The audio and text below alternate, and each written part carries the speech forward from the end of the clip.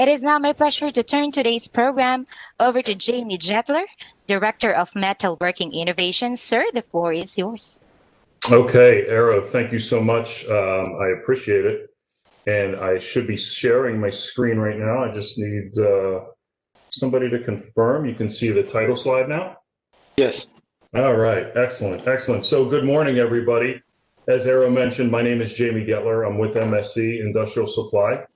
My responsibility with MSC is metalworking innovations. And today, we're excited to talk to you about MSC MillMax. And as you can see on the cover slide, we'll be spending our time talking about how this technology is really transforming businesses just like yours, maximizing productivity through the optimization of milling processes. We recently introduced MSC MillMax to American businesses in October and have seen just absolutely outstanding results in the very early stages in the last few months with the testing that we've done across America.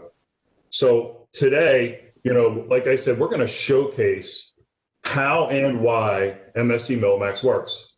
We're going to share some real world examples of performance improvements. We'll show you some aggregated performance improvements of what we're seeing across different materials. And then we'll talk about some individual success stories for customers recently that have allowed us to administer this impressive technology. And we're going to outline how it's transforming businesses, how it really hits on those things that are most important to American businesses. Today, we're really excited to have Dr. Scott Smith join us. Dr. Smith is at Oak Ridge National Laboratory. He's going to take a moment to introduce himself and what Scott is going to do. The prior WebExes that we've administered, I would talk about some of the technology and some of the physics of it, but talk a lot about how it helps commercial businesses. Last month, we had Dr. Tony Schmitz with us, and we veered towards some of the very technical, more engineering aspects of MillMax and touched on the commercial benefits. And today, Scott's going to do basically all of that, but also have talk about the influence on the American manufacturing base. So Scott, if you wouldn't mind, take a moment, introduce yourself before we get kickstarted. Sure. It's a real pleasure for me to be here today.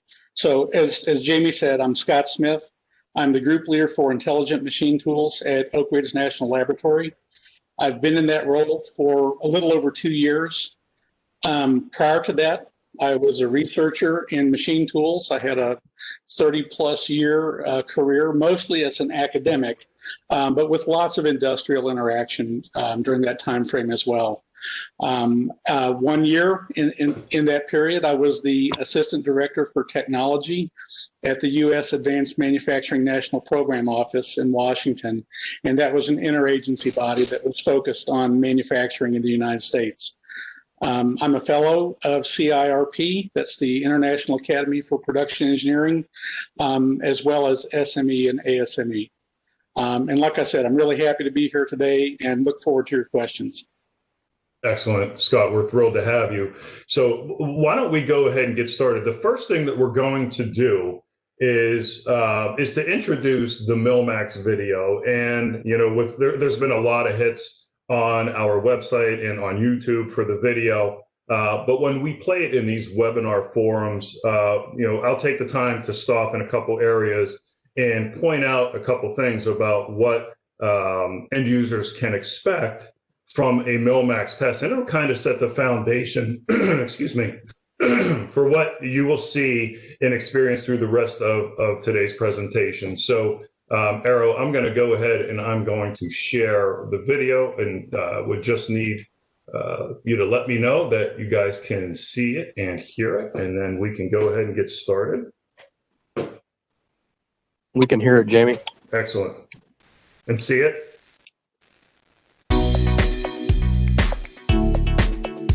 We don't make milling machines, milling tools, or milling software. We just make them all mill better. Here's how. Unlike other machining operations, where the cutting edge never leaves the workpiece, Milling has hundreds of individual tooth impacts per second, generating forces that cause deflection and vibrations. Like this 75-pound anvil, every tool is flexible and vibrates at its own unique frequency. Okay, always a really great place to stop to showcase what you can expect from an MSC MillMax consultation. First of all, in the upper right-hand side of the screen, you'll notice what we refer to as an instrumented hammer.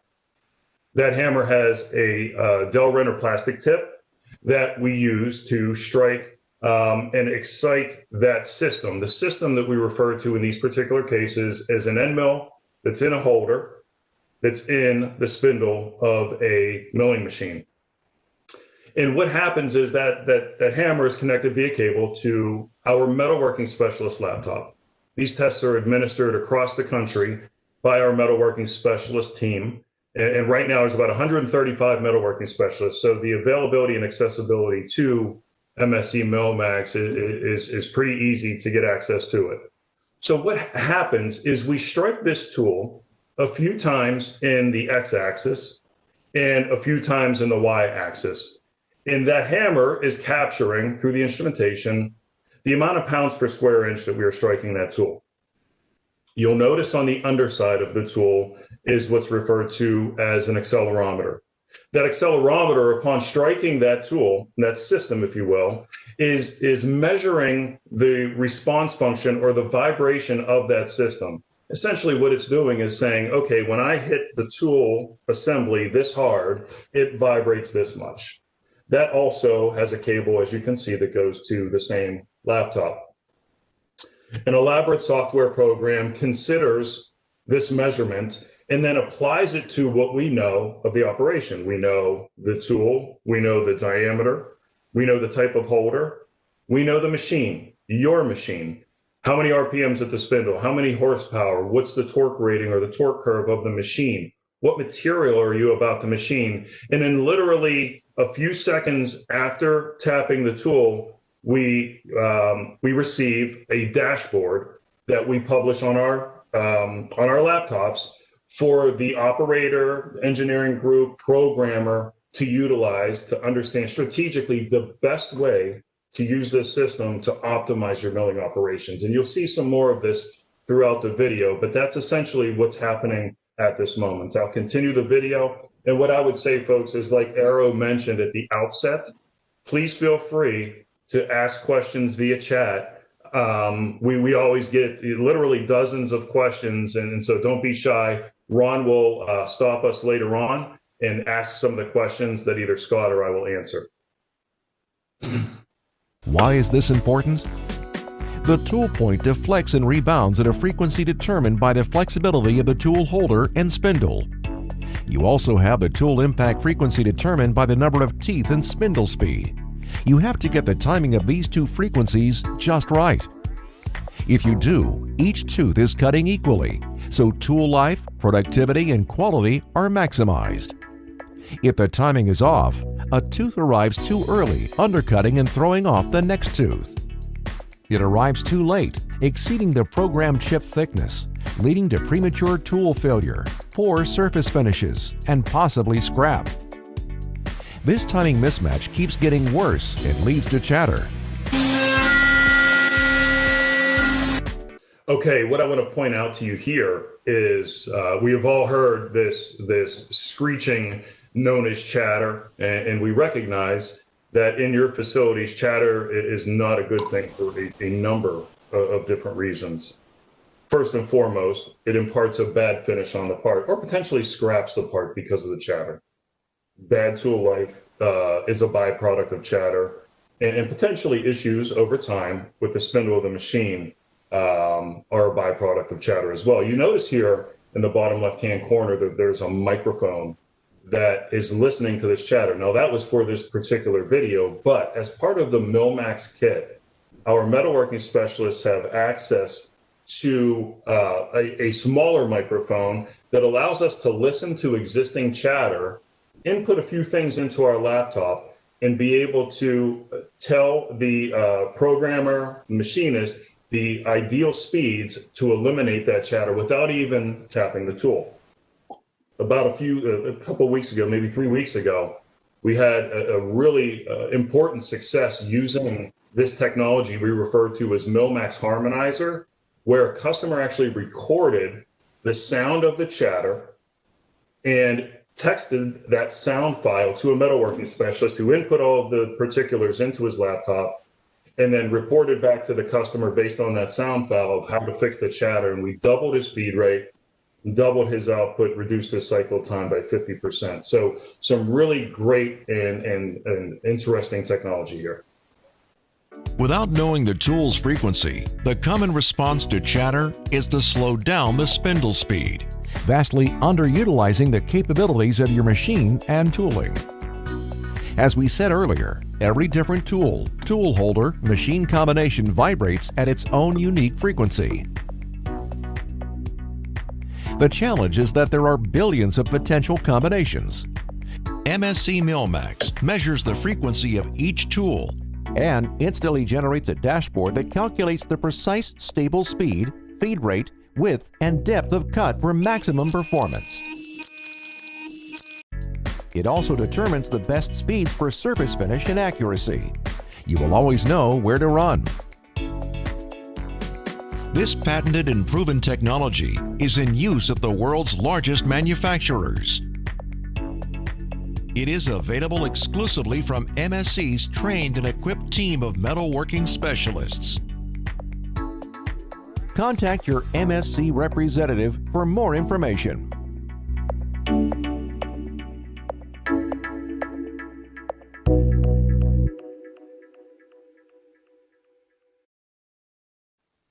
Okay, so there's the Milmax video. I'm going to try to reshare. Ron, can you let me know that I'm sharing the PowerPoint again? You are. All right, great. Any questions come across during the video or after the video? So this is a question I haven't heard before, and it's probably good for Dr. Smith.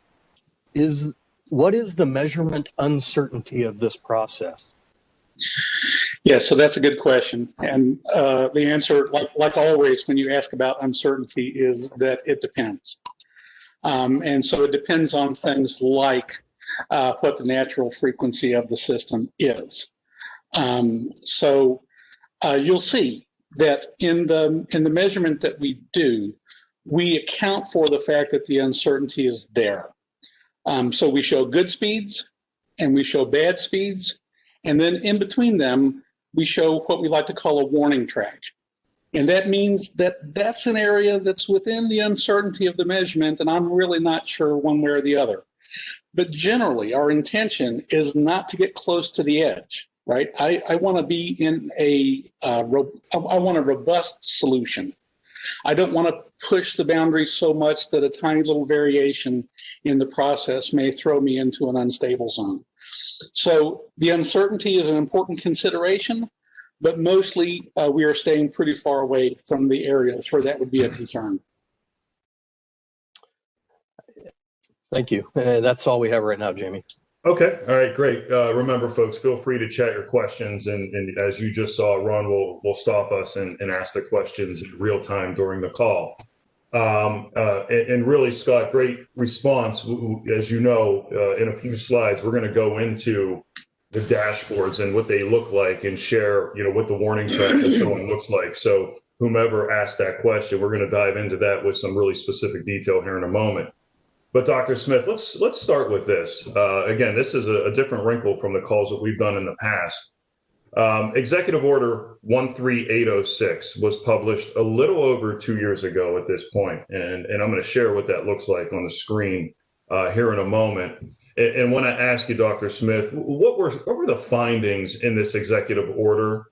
And after describing the findings, what were some of the ways impact testing or a solution like MSC MillMax can help address these findings? Sure. So the executive order asked for a report on assessing and strengthening manufacturing and defense industrial base and supply chain resiliency in the United States. And essentially, this is expressing a concern that the DoD has had for a while but that certainly other industries face also. And that is that a lot of the supply chain for manufactured products in the U.S. has gotten long. A lot of it has moved overseas. And you know, when we can't make the things that we need when we need them, that starts to look like a problem. Certainly, we saw this in our response to COVID in the last year. We had an urgent need for personal protective equipment, but the lead time for the tooling that we would use to make that equipment was long, right? It was on the order of 6 months or a year. So certainly being able to make things that we need when we need them starts to look really important. So if you haven't read this report, I would encourage you to read it. It's a very interesting read. And one of the areas that it calls out in particular is machine tools. So the productivity of machine tools, the availability and productivity of machine tools. And so one of the areas that I'm really interested in is what can we do to help existing U.S. manufacturers make better use of the existing installed machine tool base. And the technology that we're talking about today is targeted right at that objective. What can we do? You don't have to buy new equipment. I'm not asking for any kind of machine modifications. These are you're going to make changes to the feeds and speeds, axial and radial depths of cut that you write in your NC programs to make better use of the existing installed machine tool base right now, right with what you have on your floor. It's fantastic, Scott. So what I would add is there's a direct synergy for the commercial businesses and the customers that are on the phone today, where the improvements that are made productivity-wise, Scott, that you outline of speeds and feeds and cycle time reductions and being able to do more in a shorter amount of time aligns exactly with what American businesses are looking for in terms of being more competitive, in terms of being more profitable, in terms of maximizing the output of their existing machines, but also an impact on the skills gap. And Scott, can you touch on a little bit how you view that this can help in the skills gap situation? Sure. You know, currently, the way that it works, if you look at the NC programming infrastructure, it's all focused on geometry. So when you use the software for milling, the milling tool looks like a cylinder and the workpiece looks like a prism. And as long as you move the tool past the prism in all the right places, then you get the geometry of the part that you want. But of course, that's not how it works because we're limited by real world constraints: power, torque, stiffness, surface finish, chatter, and so on. So how do you get that information? Well, historically, we have gotten it by experience, by trial and error out on the shop floor. And it takes a long time to learn enough to really be productive. And so this tool helps short circuit that learning process. It won't make you a NC programming expert right away, and I don't mean that. But what I mean is NC programmers have never had enough information before. Right? They make mistakes when they write NC programs, not because they're not smart people. They're plenty smart. They don't have enough information. And so you choose axial and radial depths of cut and spindle speeds that don't work, lead to chatter problems, lead to surface finish problems. And then you have to, somebody tries out the program, maybe you scrap a part, it goes back to the programmer, you try again, 3 or 4 cycles through this, you finally get a program that works, and you say, okay, at least it worked, then that's the program, we'll stop there. Well, you know, NC programs that work are not necessarily making good use of the machine tool. In fact, if you followed the procedure that I described, it's almost certain that you're underusing your machine, and maybe significantly, by a factor of 2 or 3 would not be uncommon. So over time, you might learn what to do, but that's years of experience, and there's not a lot of people that have that kind of experience. And so the TAP test, this technology that we're describing today, gives you a way to get that information that you need fast. Each one of these tests takes on the order of 15 minutes or so. Excellent. Scott, thank you for that. So moving to the next question. Ron, you have a question? I actually have two. Okay. The first one is, do we also require material data? If yes, then suppose material database is not available, what can be done? So the answer is yes. The material does matter. Less force is produced in machining of aluminum, for example, than steel. And so you do need to know that information. If you have a material so there's a lot of materials in the database, but if you have a material that's not in the database, there's a standard test procedure that exists to acquire that information. So that's a relatively straightforward cutting test that you do. And then once you have that information for that material added to the database, you don't have to do that test again. You have that information.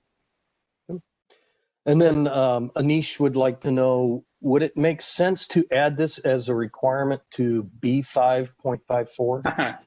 Yeah, really good question.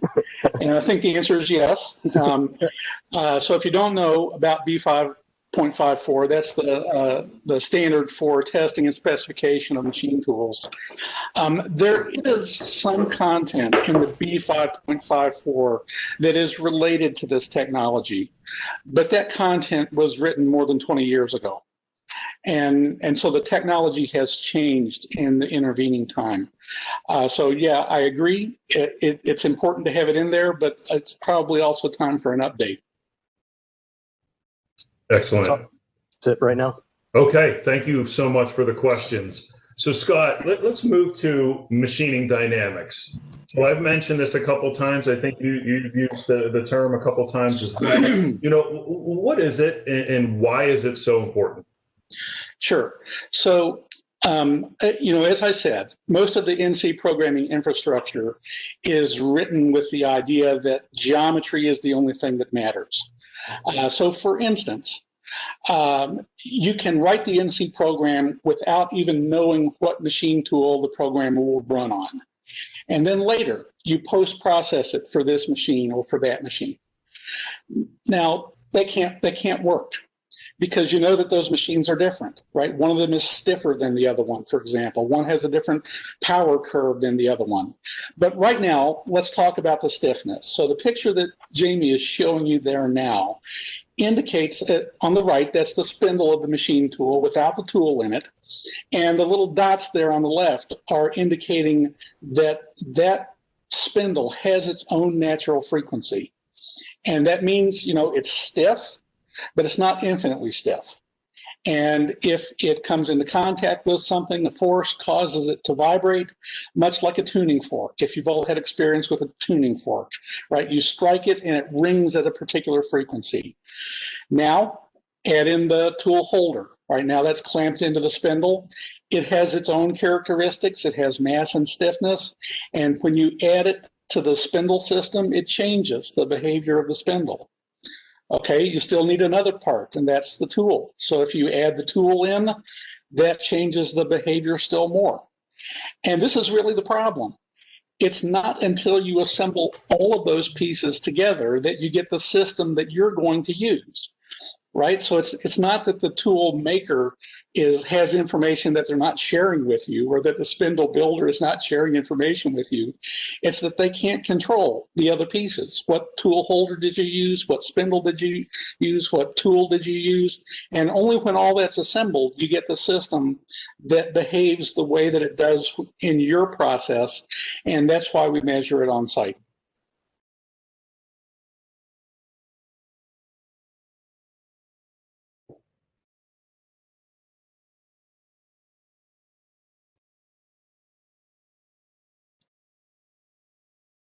Okay, so if you look at the picture that Jamie's showing you now, this is a faraway view of slotting operations across a workpiece. Yeah, there's a little video here that shows it. When the cut is stable, and by that we mean that there's not a lot of vibration. It's a nice smooth cut. The tooth passing frequency is chosen correctly. The surface has come out smooth. The sound is pleasant. It's a single tone. It's the sound of the teeth hitting the workpiece. And we're all familiar with that, and we like cutting when it looks that way. In the bottom picture is what happens when it's not stable. So that means that the teeth aren't lined up correctly with the impacts on the surface, and this vibration occurs. It gets bigger and bigger until something stops it. You know, what stops it? The vibration gets so big that the tool starts to lose contact with the workpiece. It means that the vibration gets as big as the chip load. And so it's a wonder that we don't break more tools because of this. But for sure, we make bad surface finishes. It makes a terrible sound. And you're all familiar with this if you've been in the shop. So this is a picture on the left. It shows the unstable surface. And on the right, it shows the stable surface. Excellent. Thank you, Dr. Smith. Ron, any other questions? And so before I move on to the next? That's all we have right now. Okay. All right, great. So Dr. Smith, how does MSC MillMax or impact testing, as we refer to it, help machining businesses avoid chatter? Yes. Okay. So the test is easy. Jamie showed it to you earlier in the presentation. The metalworking specialist comes with a hammer and accelerometer. The accelerometer is stuck on the tool with a little bit of wax, and then the specialist taps the tool with this instrument and hammer. Now that doesn't hurt the tool. There's a plastic tip on the end of it. It doesn't do any damage to the system. But that combination of equipment measures the way that that tool in that holder in that spindle would vibrate. And based on that, we can make a calculation. Okay, so this technology, this measurement is well known. It's been around since the 60s, if you can imagine. But the equipment was extraordinarily expensive, and it was big, and it was hard to use. And only in recent years, it's become compacted down to something that you can put in your pocket, runs on a laptop computer, really, it's been put into a form that's easy to understand. But this is the way that it looked traditionally. So if you look on this graph, the vertical axis is the axial depth of cut, and the horizontal axis is the spindle speed. And everything that's marked in red is chatter, and everything that's marked in white is not. It's stable. So whether you know it or not, whether you like it or not, every one of your milling tools in every one of your holders and spindles has a graph like this. Not this, but like this.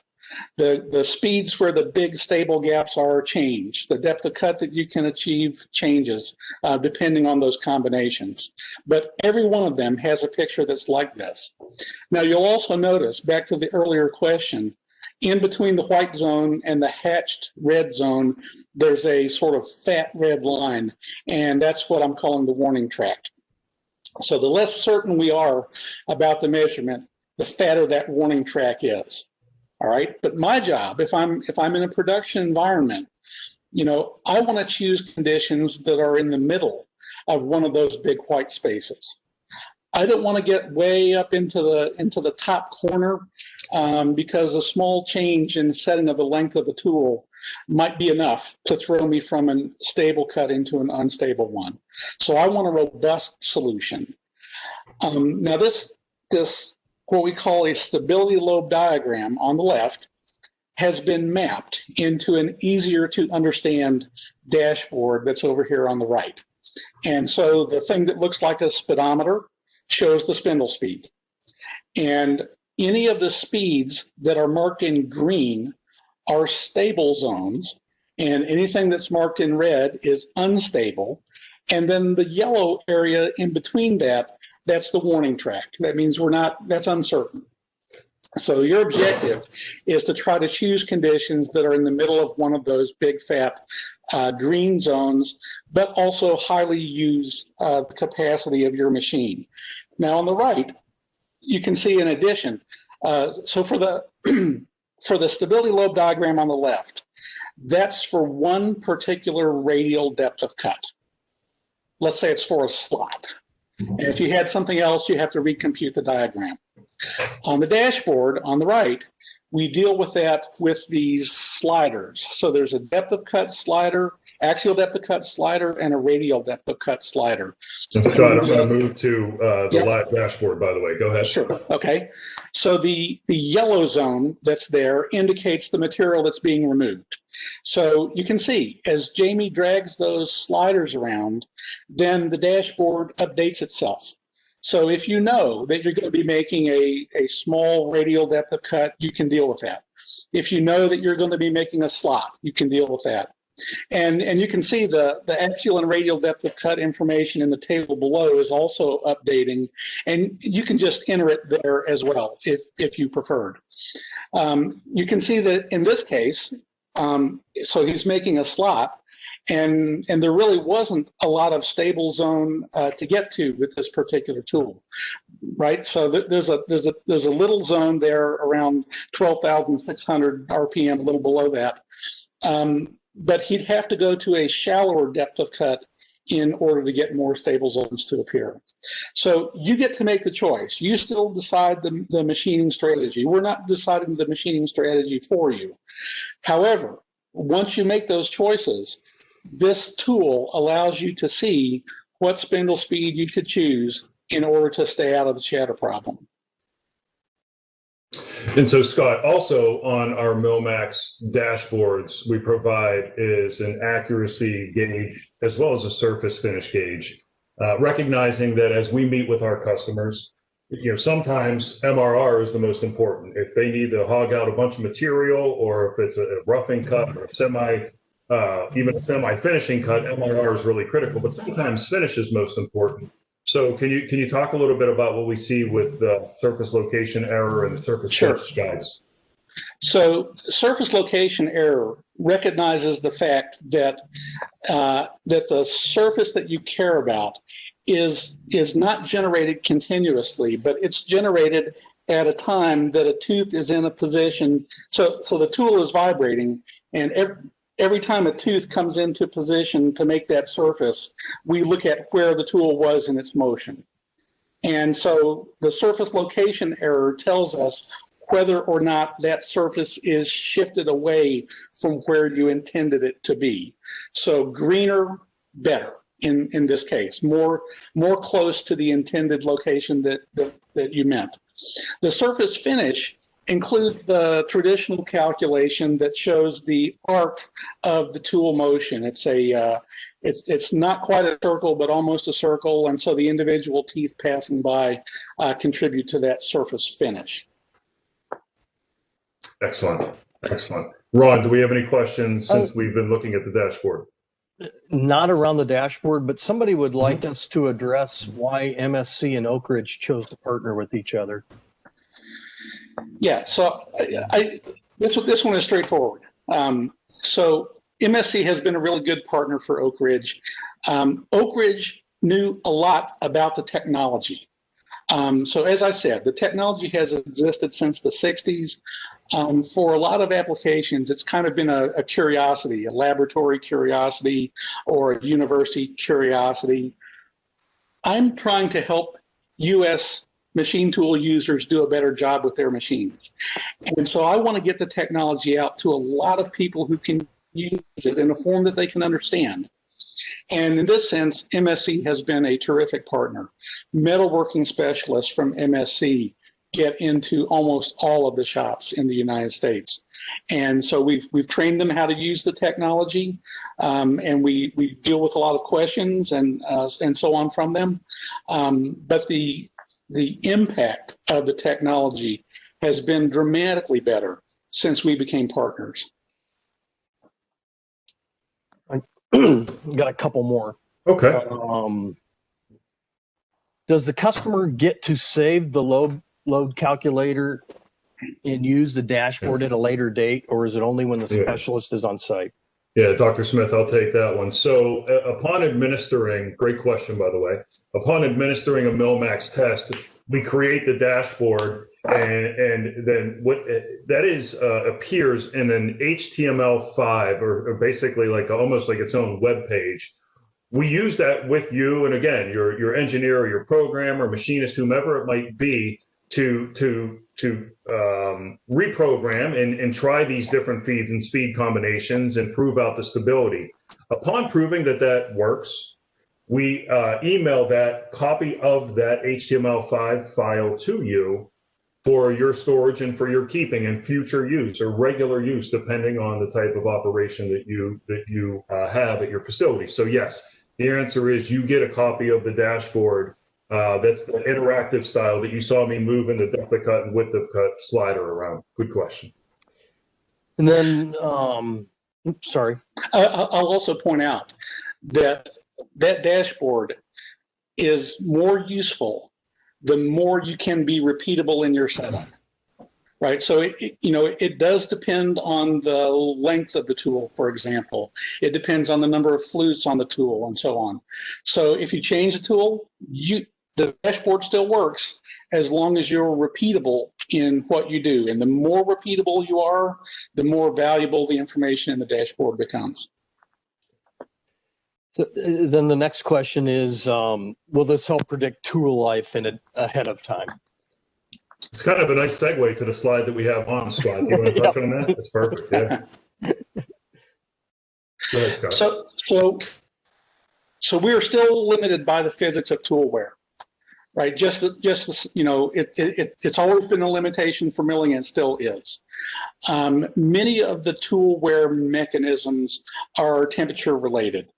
And so you often see like a maximum speed, a surface speed that you shouldn't exceed because of the tool wear issue. So we're still bound by that. But also a lot of damage that occurs to tools happens to them because of chatter, because the force is highly variable and the tool is jumping in and out of the cut. We get a lot of damage from that as well. And so avoiding that problem in the first place does extend the tool life. So it's not specifically a tool life calculator, but it does take into consideration tool life issues. And as you can see on the screen, we recognize that, absent chatter, the stable speeds, the faster you go, the likelihood for diminished tool life exists, but that's a choice, right, Scott, that the customers have Correct. By virtue of having that dashboard. Go ahead. And that's the same as always. If you make a heavier cut, you can have a higher metal removal rate, but the surface finish is not as good. The tool wear is a little bit more, and that's still there. And so the choice is yours. What the dashboard does is keep you from making choices that would cause major problems in the surface finish because of chatter or problems with tool breakage because of chatter. It separates the stable and unstable cutting conditions. Excellent. So thank you, Doctor. Yep, go ahead. Got another one here. Yeah, sure.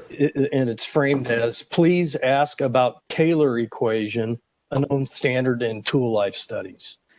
Sure. So that's a tool wear question again.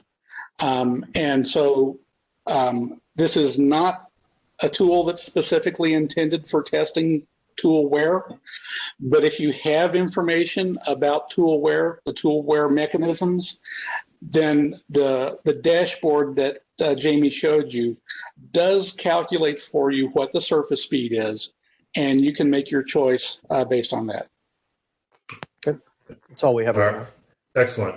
So, Scott, we're going to go a little bit of speed round for the next few slides. Sure. These have been great questions, and the interaction from our audience has been great. Yeah. So let's touch on real briefly. I mentioned Harmonizer during the video and post video. What is the Milmax Harmonizer, and how or when is it used?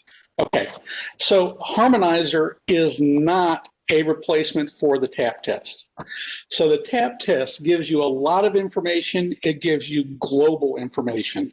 It tells me what are all of the good and bad speeds, how deep of a cut can I make in all of those areas, what's the power that's going to be consumed, what's the surface speed that's going to be at that location.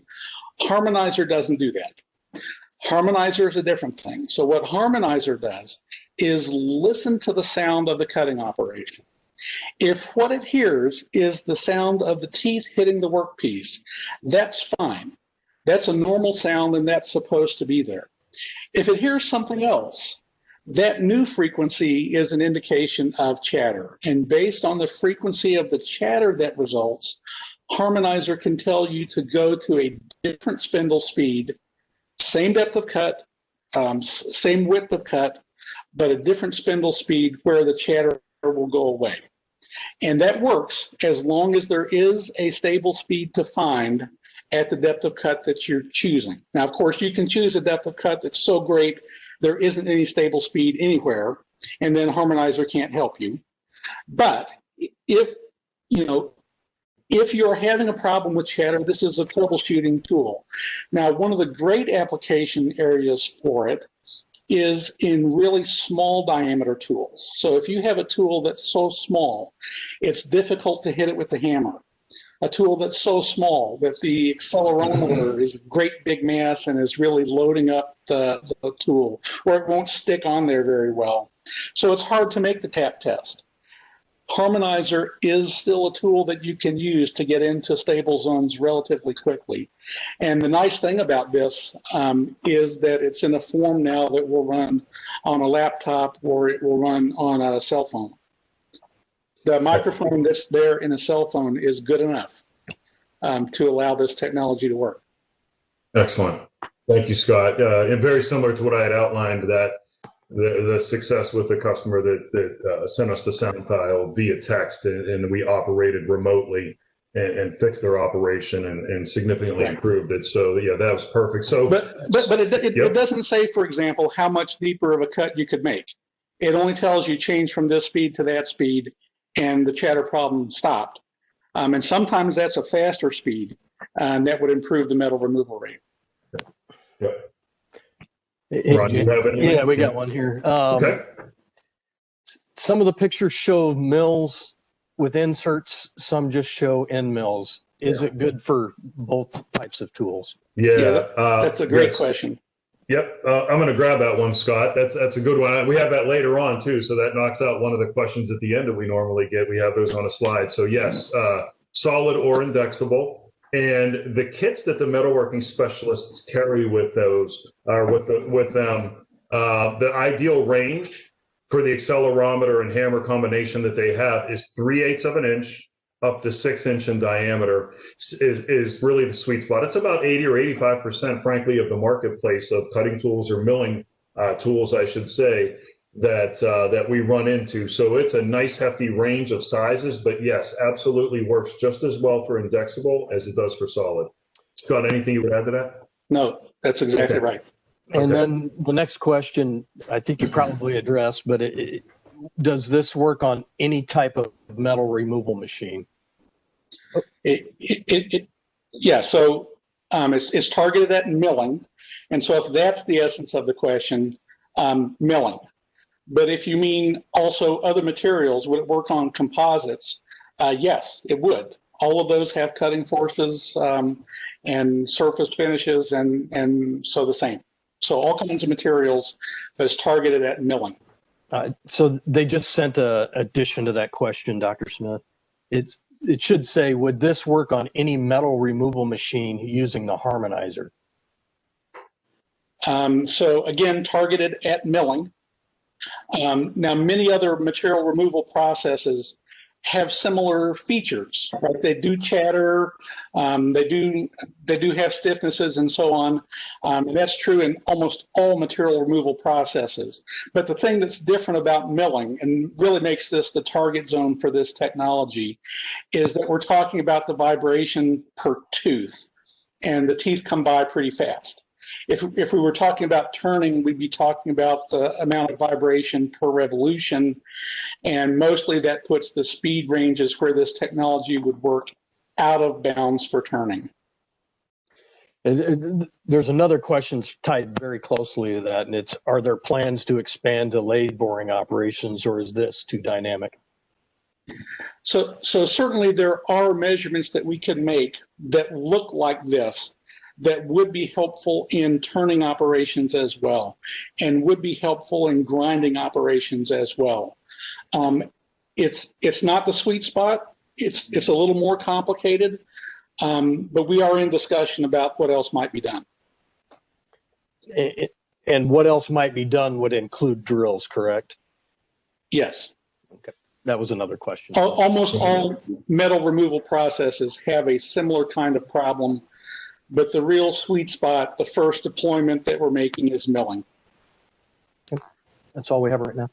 Okay, and you know, we have another innovation that MSC will be commercializing soon that takes a different way of addressing turning operations. So, you know, we'll be excited, and certainly the folks on this call and our customers will be well aware in the coming months when we do commercialize that. So let's talk about quickly some of the results that we're seeing with our metalworking specialist deployment of the MillMax technology. And these averages, we do, of course, go back and we update them and we relook at them and make sure that they continue to be in the level with which they are. And if they get raised, we'll raise it. If they reduce down a little bit, we'll reduce them. But we're talking about over 18 months now between when we started the beta testing of the technology to prove it out, all the way through our commercialization of it in October. And on average, we're seeing improving speeds, spindle speeds of 100%.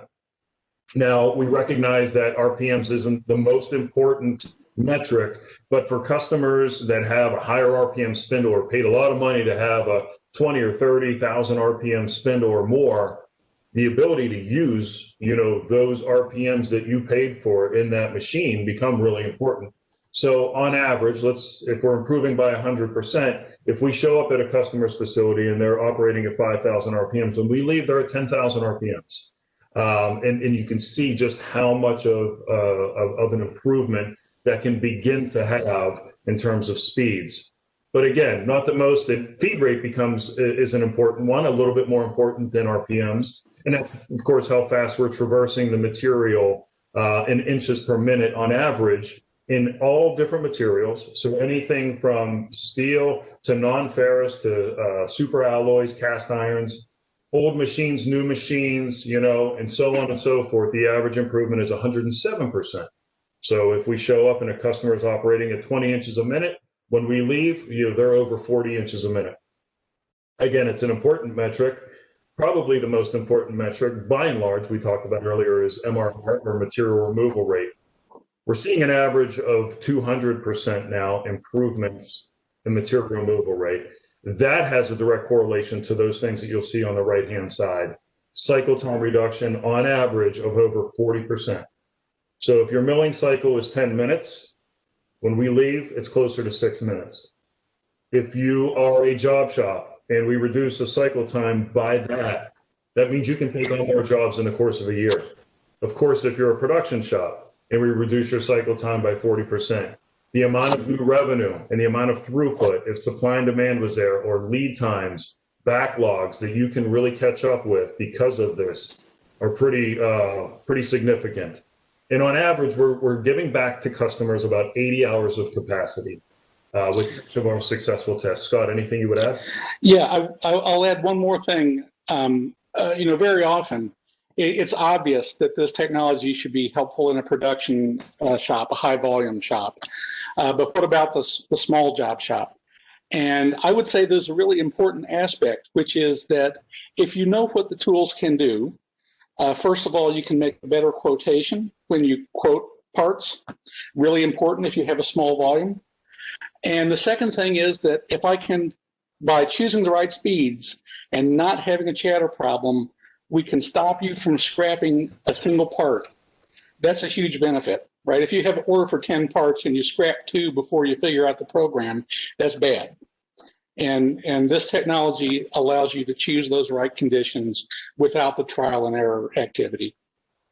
Excellent. Thanks for that add, Scott. Okay, so some potential additional benefits of MillMax. And again, for the sake of time, I'm going to fly through these, but they're important to mention nonetheless. If we are able to improve your cycle times in that manner, sometimes that can put you in a position where you have a cost avoidance factor that you didn't have to buy a new machine tool to be able to support the production needs that you have, that you can grow your business without outlaying that capital and maybe make different or better use of that capital for the time being. equipment wear and tear. If we're showing you better ways and more stable ways to mill, you avoid chatter and you avoid the wear and tear on the equipment. Sometimes, if we're able to improve the surface finish right on the machine by virtue of using the surface finish gauge that was on the dashboard, well, maybe you, after the milling trial is done, you don't have to use as many abrasives or offhand work to get the finish that you're looking for. In many cases, we found that cutting tool expense goes way down. So, our friends in procurement or purchasing will love to hear that, that they're not going to spend as much money on cutting tools over the course of a year. And then, of course, the reminder is that these tests will take less than 15 minutes of machine downtime. On average, historically, milling tests using the trial and error process take between 3 and 8 hours just to find stability. And as you've seen through this webinar, we're arriving at optimal parameters or showcasing what's possible in about a 15-minute time frame. What you see on the screen right now is what we refer to as AppOp, short for application optimization. We give you a report each time we do a consultation or a demonstration of MSC Milmax at your facility, outlining the impact to your profitability. As you can see in this case, this particular customer saved, more than $9,000 or improved their profit by $9,000 if they make that many parts over the course of the next 12 months. And we'll compare and contrast the current state of where the customer was to the new state after we've done tap testing to prove out just how significant the improvements can be. What you see on the screen now is ISO color-coded to outline the fact that Milmax has been extraordinarily successful in a multitude of materials. In the left, you see the blue, obviously, is steel, a $43,000 profit improvement. The customer in Texas had in the oil and gas industry, 64% improvement or reduction, I should say, excuse me, in steel for a hand tool manufacturer. Next down, you see in stainless steel that we were able to reduce the end mill expense by getting 237 parts per tool versus the customer was getting 25. In this particular case, end mill expense went down by $5,000 a year. I won't go through all of these, but you can see steel, stainless steel, cast iron in the middle, non-ferrous materials in the upper right, and super alloys. Milmax does not care what material you're operating in. Typically, we're seeing there's improvements in just about any material or any material that we've encountered at this point. Scott, anything that jumps out at you or that you would point out here? No, I think you're doing well. All right, thanks. Okay, so in terms of getting access to Milmax, we collaborated with our customers to identify what would be the optimal way to have you have access to MSC Milmax. And the first thing that came to mind was, well, this is a service, so maybe a service fee makes best sense. What we found is that customers, when they're budgeting, maybe don't have an allotment for surface or service fees related to milling. So, the thought was like an HVAC repair person might come to your house. Okay, it's going to cost X amount of dollars for us to show up. We're going to use Milmax and assess what's happening with the particular operation. We're going to say, hey, it's going to cost this much to improve that operation. Didn't seem to make sense for customers a whole bunch, excuse me, and didn't make sense for MSC, quite frankly, either. And that's the power of collaboration with our customers and open and honest communication. The next thing we kicked around was, does it make sense to share a percentage of the savings? And so if you're going to save 10 grand, maybe MSC would charge a 10% of that. And so we would be charging $1,000. You would keep $9,000 of the savings. In that case, well, what if that savings was $100,000? Different pill to swallow. Would you be cutting a PO for $10,000 for a 15-minute test? And the answer for many might be yes, and the answer for some might be no.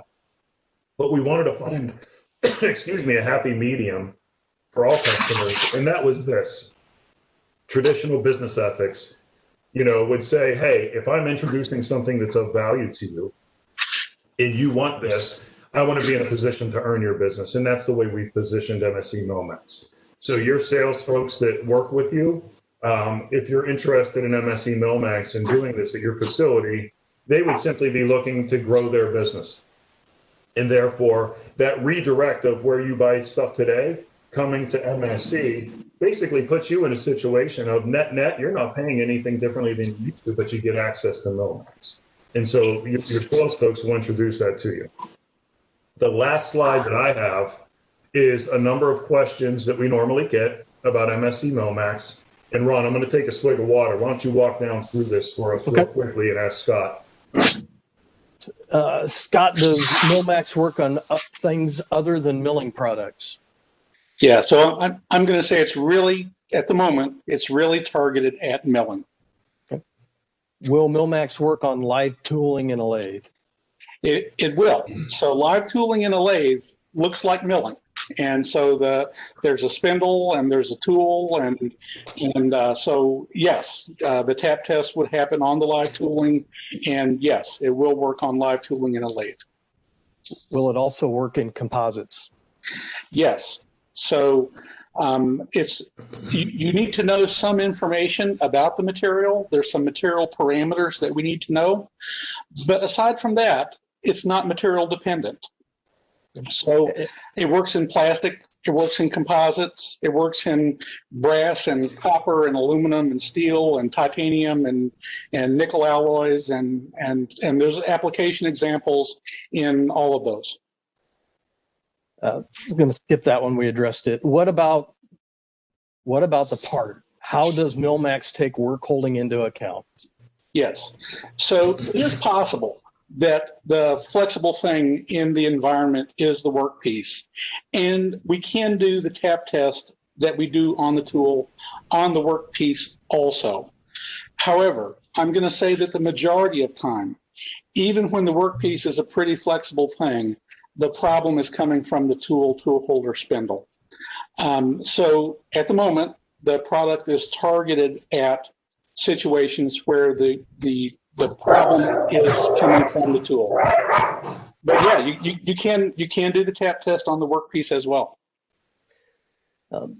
Have any tools or holders emerged as being clearly better than others? Yeah, that's a really good question. And the answer is that it's not that one tool or holder is better than the other, it's that they're different. And so they tend to be more suited toward one application or the other. Okay. So sometimes they're better in certain applications, but it's not that there is a best kind of holder or a best kind of tool. They're just, it's like asking what's the best kind of car.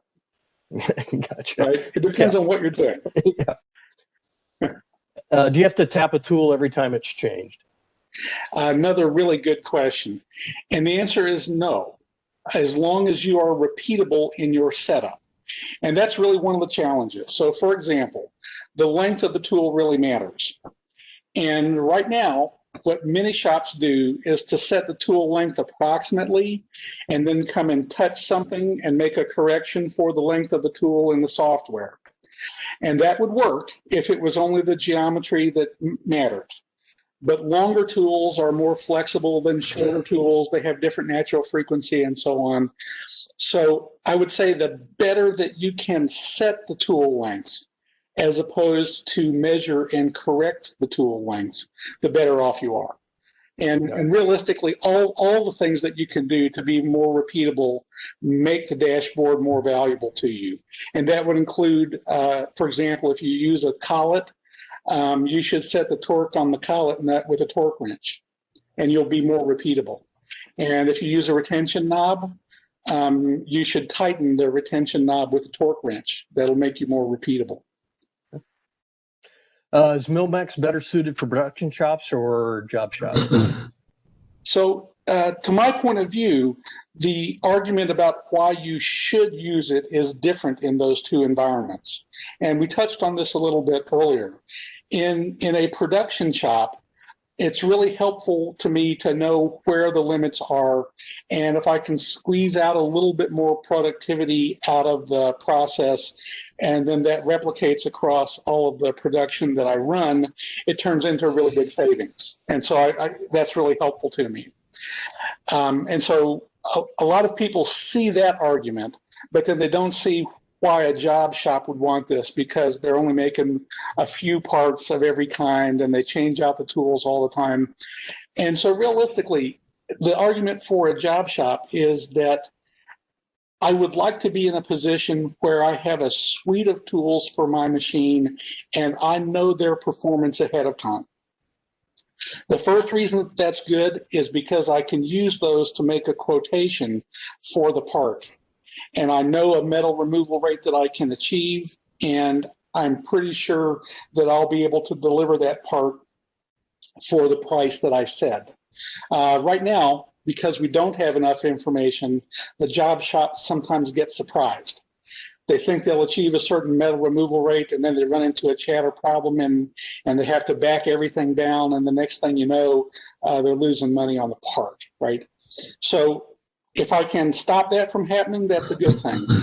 But additionally, if I can stop the job shop from scrapping a part, that becomes really valuable. In a production environment, you know, you could afford to scrap a few on the way to making a big production run. In a job shop, that's not the case, right? If you're making 10 and you scrap 2, then that's bad. Got it. We have 2 more questions if you want to take them. Yeah, let's go speed round. We're already over, but that's fine. Let's do it. How many active milling centers exist in the U.S.? That's a really good question. I'm not sure of the number. I know that there are about 30,000 machine shops in the U.S. currently, roughly 30,000. Quite a large number of them are relatively small, 100 employees or less. I know that those shops put into service something over 20,000 new machine tools every year. Yeah. You know, what I would add to that, Ron, is we've seen a trend for several years that milling centers are 3 times more money is spent on milling centers each year than turning centers, as an example. And I think it's 93% of machine shops have a milling center, whereas about 70% have lathes. So that doesn't tell you how many are out there, but this just tells you that if there's a place to start in terms of us improving customer profitability and improving the manufacturing base in America, milling is a great place to start.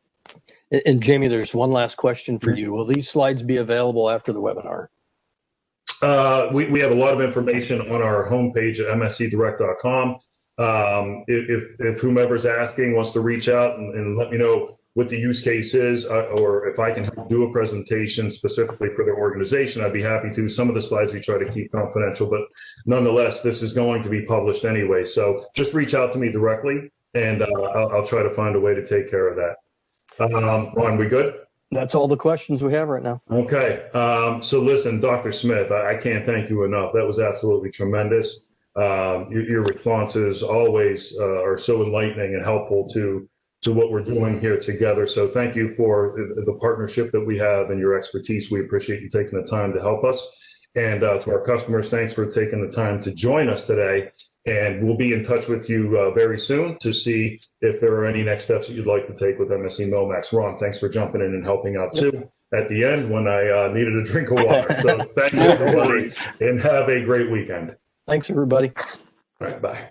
Thank you, presenters. Thanks to all our participants for joining us today. This concludes today's web conference. You may all disconnect.